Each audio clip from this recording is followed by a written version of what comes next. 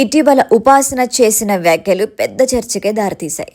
పిల్లలను కనటానికి సంబంధించి మహిళలకు ఉపాసన ఇచ్చిన ఓ సలహా సోషల్ మీడియాలో హాట్ టాపిక్గా మారింది. ఆమె చెప్పిన ఎగ్ ఫ్రీజింగ్ ప్రాసెస్ గురించే ఇప్పుడు చర్చ నడుస్తోంది. ఇటీవల హైదరాబాద్ ఐఐటీలో విద్యార్థులతో మాట్లాడిన ఉపాసన, మహిళలు తమ కెరియర్పై దృష్టి పెట్టాలనుకుంటే అండాలను ఫ్రీజ్ చేయించుకోవటం మంచి ఉపాయమని తెలిపారు. ఇది మహిళలకు అతిపెద్ద బీమా లాంటిదని వివరించారు ఆమె. దీంతో ఇప్పుడు దీనిపై చర్చ మొదలైంది. ఉపాసన చేసిన వ్యాఖ్యలపై సోషల్ మీడియాలో పెద్ద ఎత్తున చర్చే నడుస్తోంది. కొందరు ఉపాసనకు సపోర్టుగా కామెంట్లు చేస్తుంటే మరికొందరు మాత్రం విమర్శిస్తున్నారు. ప్రస్తుత పోటీ ప్రపంచంలో మహిళలు అన్ని రంగాల్లో రాణిస్తున్నారని, మరిన్ని విజయాలు సాధించడానికి ఎగ్ ఫ్రీజింగ్ అనేది మంచి ఆప్షన్ అని కొందరంటుంటే, మరికొందరు మాత్రం ఇది డబ్బులు ఎక్కువ ఉన్న వారికి మాత్రమే సెట్ అవుతుందని, సామాన్యులకు ఇది సాధ్యమయ్యే పని కాదని అంటున్నారు. తన పోస్టుపై వచ్చిన విమర్శలపై ఉపాసన కూడా స్పందించారు. తాను చేసిన వ్యాఖ్యలపై ఆరోగ్యకరమైన చర్చ సాగటం ఆనందంగా ఉందన్నారు. వ్యక్తిగత నిర్ణయాలు, ప్రేమగా పెళ్లి చేసుకోవటం, సమయం నిర్ణయించడం వంటి విషయాలు గౌరవంగా ఉండాలని అభిప్రాయపడ్డారు ఆమె. తాను 27 ఏళ్లలో పెళ్లి చేసుకున్నానని, 29 ఏళ్ల వయసులో తమ అండాలను ఫ్రీజ్ చేయించుకున్నాని, 36లో బిడ్డకు జన్మనిచ్చా అని తెలిపారు. అలాగే ఇప్పుడు కవలలకు జన్మనివ్వబోతున్నట్లుగా కూడా చెప్పుకొచ్చారు. ఇలా తన వ్యాఖ్యలపై వస్తున్న విమర్శలపై ఉపాసన క్లారిటీ ఇచ్చే ప్రయత్నం చేశారు. అండాలను సేకరించి క్రయోగనిక్ టెక్నిక్స్ ఉపయోగించి చాలా తక్కువ తాపన వద్ద నిల్వ చేయటమే ఎగ్ ఫ్రీజింగ్ విధానం.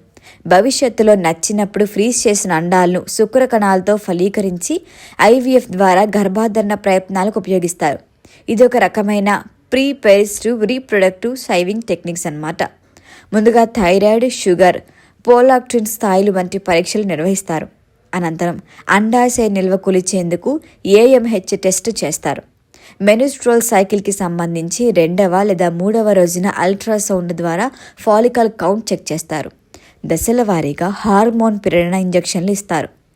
అనస్థీషియా ఇచ్చి అండాలను బయటకు తీసి సేకరిస్తారు. ఆ తర్వాత ఆ సేకరించిన అండాలను క్రయోప్రొటెన్షిక్ మధ్యలో ఫ్రీజ్ చేస్తారు. ఇందుకోసం పెద్ద ఎత్తున ఛార్జీలను వసూలు చేస్తారు. అయితే ఎగ్ ఫ్రీజింగ్ తర్వాత అండం ఖచ్చితంగా ఫలదీకరణ చెందుతుందా అంటే చెప్పలేని పరిస్థితి. సాధారణంగా తక్కువ వయసులో విజయ రేట్లు అధికమైనప్పటికీ వయసు పెరిగిన కొద్దీ సక్సెస్ రేటు తగ్గుతుంది. 35 ఏళ్లకు ముందు ఫ్రీజ్ చేస్తే లైవ్ బర్త్ రేట్లు సాధారణంగా మెరుగ్గా కనిపిస్తాయని వైద్యులు చెప్తున్నారు.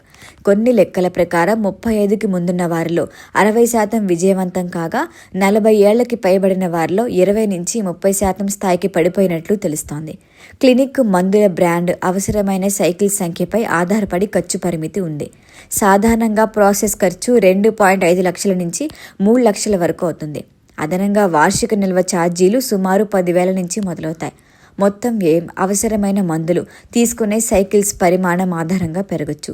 ఫ్రీజ్ చేసిన అండాలు భవిష్యత్తులో 100% గర్భాధారణ అవుతాయని హామీ ఇవ్వలేమని వైద్యులు అంటున్నారు. ఇక ఎగ్ ఫ్రీజింగ్ ప్రాసెస్తో గ్యారంటీ లేకపోవటం ప్రధాన ఆందోళన. అదనంగా ఐవీఎఫ్ సైకిళ్ల విఫలతలు, రిపీట్ ఇంజెక్షన్లు, అనేక వైద్య ప్రక్రియల వల్ల భావోద్వేగ నొప్పి, ఆర్థిక ఒత్తిడి ఏర్పడే అవకాశాలున్నాయని వైద్యులు చెబుతున్నారు. వైద్యపరమైన కారణాల ద్వారా సంతానోత్పత్తి ప్రమాదంలో ఉన్నవారు, కుటుంబ చరిత్రలో ప్రీమేచర్ మెనోపాజ్ ఉన్నవారు, వృత్తి పరిశ్రమ కారణాల వల్ల ఆలస్యంగా పిల్లలు కావాలని యోచించేవారు, ఆర్థికంగా ప్లాన్ చేసి పూర్తి సమాచారం తీసుకున్న వారికి ఈ ప్రాసెస్ ఉపయోగపడుతుంది. హార్మోన్ల ఇంజెక్షన్ల సమయంలో భావోద్వేగాల్లో మార్పు, కడుపులో ఉబ్బరం, అసౌకర్యం కలగొచ్చు. ఎమోషనల్ సపోర్ట్, భాగస్వామి సపోర్ట్, కౌన్సిలింగ్ వంటి అవసరాలు ఉంటాయి. అలాగే ఆర్థిక ప్రామాణిక లేకపోతే దీని ఒత్తిడి మరింత ఎక్కువగా ఉంటుంది. కాబట్టి ఎగ్ ఫ్రీజింగ్కి వెళ్లే ముందు ఇవన్నీ అంశాలను పరిగణలోకి తీసుకోవాలి.